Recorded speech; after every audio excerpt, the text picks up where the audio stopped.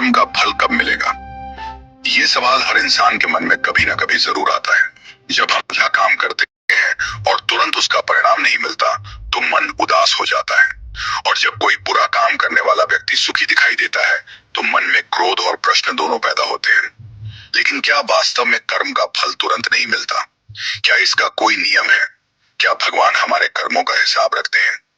आइए इस विषय को श्रीमद् भगवत गीता, वेदों, पुराणों और जीवन के अनुभवों के माध्यम से समझने की कोशिश करते हैं। भाग 1, कर्म क्या है? सबसे पहले समझते हैं कर्म क्या होता है। भगवत गीता के अनुसार कर्म केवल कोई काम करना नहीं होता, बल्कि सोच, वाणी और व्यवहार तीनों स्तर पर किया गया हर एक कार्य भी कर्म कहलाता है। श्री कृष्ण ने कहा है, कर्मण्येवाधिकारस्ते मा फलेषु कदाचन, अर्थात इंसान का अधिकार सिर्फ कर्म करने में है, फल पर नहीं।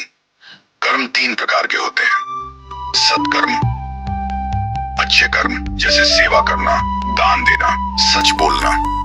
दुष्कर्म, बुरे कर्म जैसे झूठ बोलना, दूसरों को दुख देना।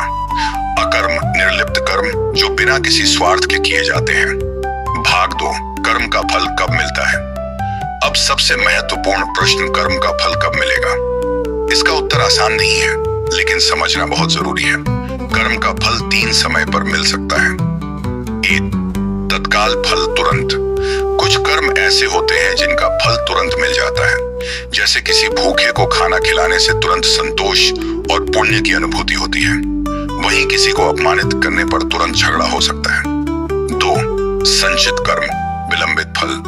कुछ कर्मों का फल तुरंत नहीं आता, बल्कि समय के साथ जीवन में किसी और मोड़ पर आता है, जैसे कोई मेहनत करता है पर सालों बाद सफलता मिलती है। 3, प्रारब्ध कर्म, पिछले जन्मों के फल। कभी कभी हमें ऐसा लगता है कि हमने तो कुछ बुरा नहीं किया, फिर भी कष्ट क्यों मिल रहे हैं? इसका कारण होता है पिछले जन्म के कर्म। जैसे बीज बोने के बाद कुछ पौधे तुरंत उगते हैं, कुछ को समय लगता है और कुछ बरसों बाद फल देते हैं। वैसे ही कर्म भी समय के अनुसार फल देते हैं। भाग 3, क्यों अच्छे लोगों को दुख और बुरे लोगों को सुख मिलता है? यह सवाल बहुत आम है।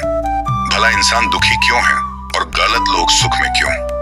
उत्तर है, कर्मों का हिसाब एक जटिल चक्र है। बुरा इंसान आज भले ही सुखी दिख रहा हो, लेकिन उसका बुरा कर्म भविष्य में उसे जरूर कष्ट देगा। वहीं अच्छा इंसान अभी संघर्ष कर रहा है, लेकिन उसका पुण्य भविष्य में फलदायक होगा। एक कहानी, एक संत के पास एक युवक आया और बोला, मैं रोज अच्छे कर्म करता हूँ, फिर भी दुखी हूँ। संत ने मुस्कुराकर कहा, तुम्हारे अच्छे कर्मों का बीज अभी अंकुरित हो रहा है, बांसुरी है, धैर्य रखो, फल जरूर मिलेगा। भाग 4, कर्म और नियति, भाग्य का संबंध।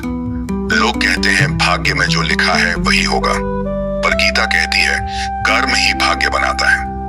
यदि आज हम अच्छा कर्म करें तो हमारा भविष्य उज्जवल होगा। यदि हम आलसी रहें तो भाग्य भी हमारी मदद नहीं करेगा। जैसा कर्म वैसा परिणाम। भाग 5, कर्मफल का प्रबंधन भगवान कैसे करते हैं? ईश्वर कर्मों का लेखा जोखा रखते हैं। जो जैसा करता है उसे वैसा ही फल मिलता है, चाहे वह इंसान देखे या ना देखे।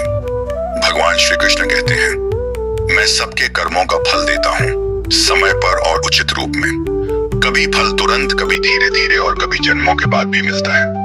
भाग 6, क्या हम कर्मों के फल को बदल सकते हैं? हाँ, अच्छे कर्म, प्रायश्चित और ईश्वर की भक्ति से हम अपने पुराने कर्मों के प्रभाव को कम कर सकते हैं। जैसे सत्य बोलना, सेवा करना, किसी को क्षमा करना, ध्यान और जप करना। इन सब से हमारे संचित बुरे कर्म नष्ट हो सकते हैं और अच्छे फल जल्दी मिल सकते हैं। भाग 7, कर्म करते समय क्या ध्यान रखें? बिना स्वार्थ के कर्म करें, फल की चिंता न करें, दूसरों को चोट पहुंचाने वाले कर्मों से बचें, मन, वाणी और शरीर तीनों से शुद्धता रखें। निष्कर्ष, कर्म का फल अवश्य मिलता है, देर से, सही समय पर और हमेशा न्याय के अनुसार। अगर आज दुख है तो घबराएं नहीं, अच्छे कर्म करते रहिए। जैसे बीज को फल बनने में समय लगता है, वैसे ही जीवन में अच्छे कार्यों का भी परिणाम निश्चित है। भगवान पर विश्वास रखें, अच्छे कर्म करते रहें। अगर आपको ये वीडियो ज्ञानवर्धक और प्रेरणादायक लगा तो लाइक करें। ने इन चैनल को सब्सक्राइब करें और इस ज्ञान को दूसरों तक पहुंचाएं। जय श्री कृष्ण।